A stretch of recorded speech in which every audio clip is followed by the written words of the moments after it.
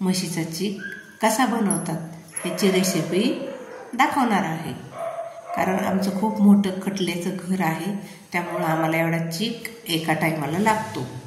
त्यामुळे मी घेतलेला आहे 3 लिटर दूध, त्याला 1.5 किलो गूळ आणि 1 ग्लास प्युअर म्हशीचा चीक। आता मी हे सगळं मिक्स करून शिजल्यानंतर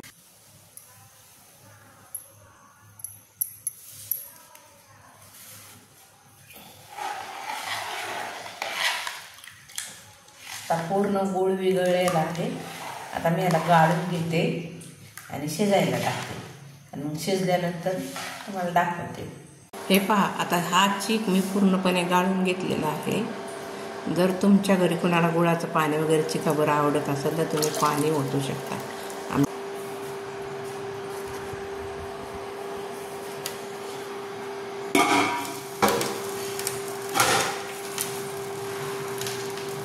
हे बघा, आता पूर्णपणे खरवस तयार झालेला आहे।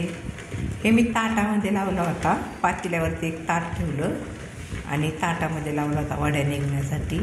आणि हे पहा, पूर्ण खरवस किती छान झालेलं आहे। आणि कसा झाला आहे हा चीक, झाला आहे की नाही हे चेक कसं करायचं, तर हा असा हात चिकावरती ठेवायचा असा। जर तुमच्या हाताला चीक नाही चिटकला तर म्हणायचं चीक झाला, आणि जर चिटकला असा तर म्हणायचं अजून थोडा कच्चा आहे, आणि मग थोडंसं अजून त्याला हे करायचं। छानपैकी हा खरवस झालेला आहे, आता खायला घेण्यास तयार आहे। तर वड्या दाखव, किती छानपैकी वड्या झालीत बघा। ताटातला पण किती छान झालेला आहे, आणि हा सुद्धा।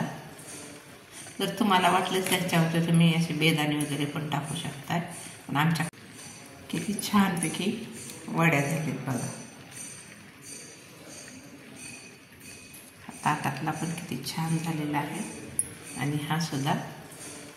जर तुम्हाला वाटलं त्याच्यावर तुम्ही असे बेदाणे वगैरे पण टाकू शकता, पण आमच्याकडे आवडत नाही विलायची वगैरे, त्यामुळे आम्ही काय टाकत नाही।